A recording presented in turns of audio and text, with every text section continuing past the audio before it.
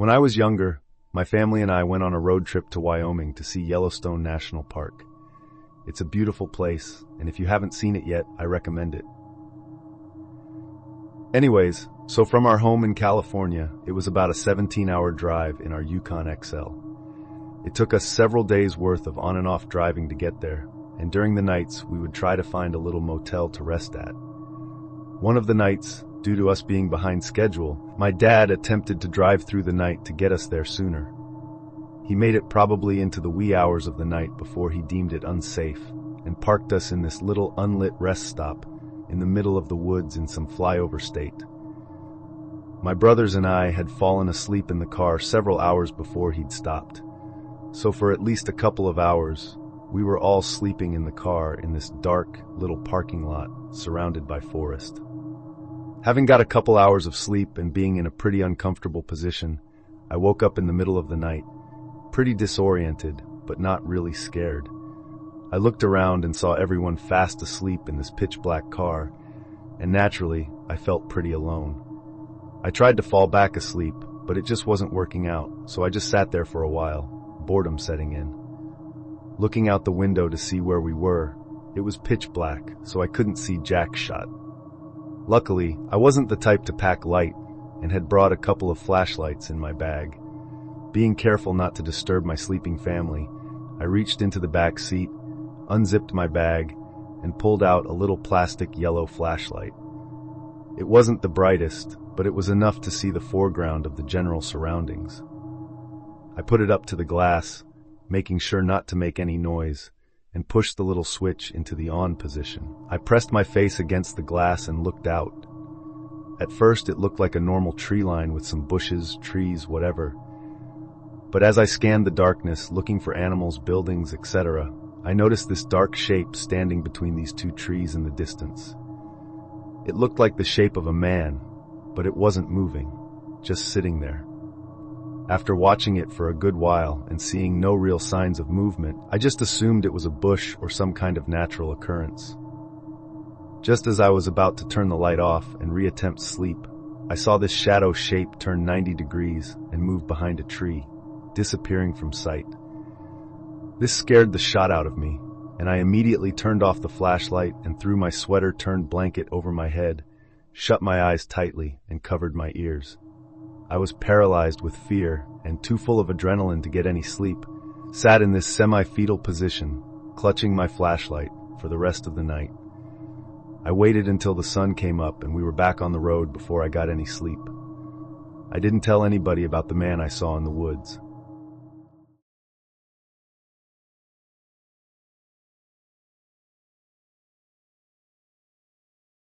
It was a normal night.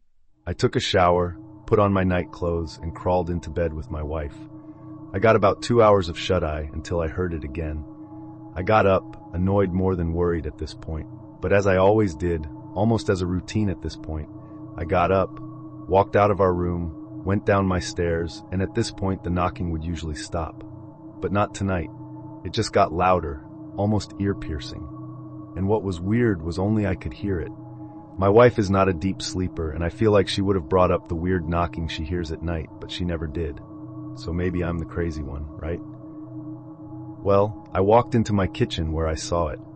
The dark red eyes, almost cartoonishly centered and sunken in its skull, surrounded by this thick black void. And the smile, oh God, the smile was enough to give a blind man chills. I was frozen, trying to convince myself this was a dream. Convince myself what I was seeing was not real. I closed my eyes and kept whispering to myself, this isn't real. And then I opened my eyes and I heard a deep, gravelly breathing, and the breathing turned into a deep, unhuman-like voice whispering, tell anyone and I'll get you. I shivered, feeling a warm liquid running down my leg.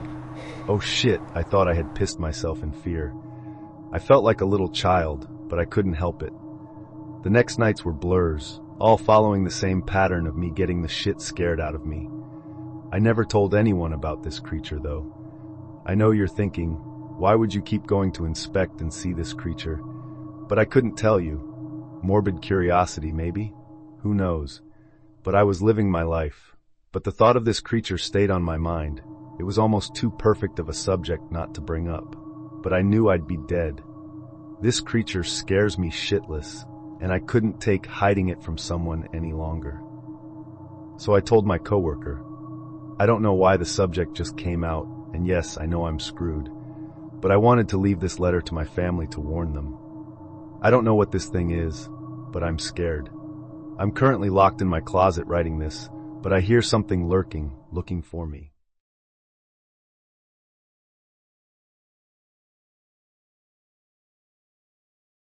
I had gotten into a small car crash back in 2003, which resulted in me going to the emergency room in my small town. I didn't see the big fuss the ambulance was making because I felt fine, other than a small cut above my brow, a sprained wrist, and a headache. Waste of money, if you asked me. But anyway, with the way healthcare was, I sat in the waiting room for a good 7 hours, with a bunch of people waiting also. It was about 2:30 a.m. when I was rubbing my neck while watching the TV the hospital so generously provided. Some people talking, while some people were sleeping, like what you'd expect in a slow-moving waiting room. Hell, even the security guard was asleep. Anyway, there I was trying to keep my eyes open because I didn't want to miss my name called. Suddenly the front doors opened and a cool breeze rushed in, filling the entire waiting room. I looked at the two front receptionists, and I could see suddenly their eyes widened. One stood up quickly and backed off from her chair as if she had seen a ghost. She had. I reared my head up in attention and turned my head towards the door, and so did a few other people. What we saw walk through the front doors was something straight out of a horror movie.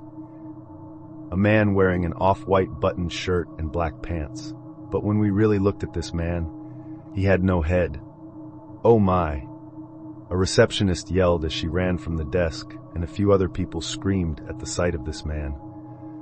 Everyone woke up, and even the security guard stood up and ran. Everyone else gasped and screamed as I did the same because this headless man just casually walked in and stood there. The screams and panic in that small waiting room were deafening as everyone rushed the doors into the south wing. Everyone ran for those doors. He just stood there as everyone glanced at this person while making their fearful escape. More security came as everyone was panicked and screaming amongst themselves. No one could believe what they had just seen. A police officer walked into the panicked crowd and asked us what happened. Everyone at once started talking, and honestly not making any sense. After a few minutes of trying to make sense of it, the officer scoffs at the idea of a headless man standing in the waiting room, but 25 to 30 people said the same thing about what they saw. Even as the officer came back and was skeptical, thinking some kind of mass hysteria had taken place, we all knew what we saw. After an hour or so, more officers arrived, and even they couldn't believe what everyone else was saying. The receptionists and security backed up what we saw, and it was only then the officers went into the security room to check the cameras. 20 minutes later, they came out of that room, speechless, quiet, and even a few officers turned white and very much skeptical, trying to pass it off as a prank of some sorts.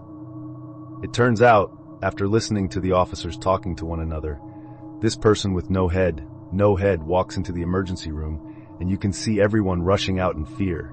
This headless man just stands there for a good 5 minutes and walks back out. How the hell am I supposed to put that in the report? This headless man just walks in and walks back out.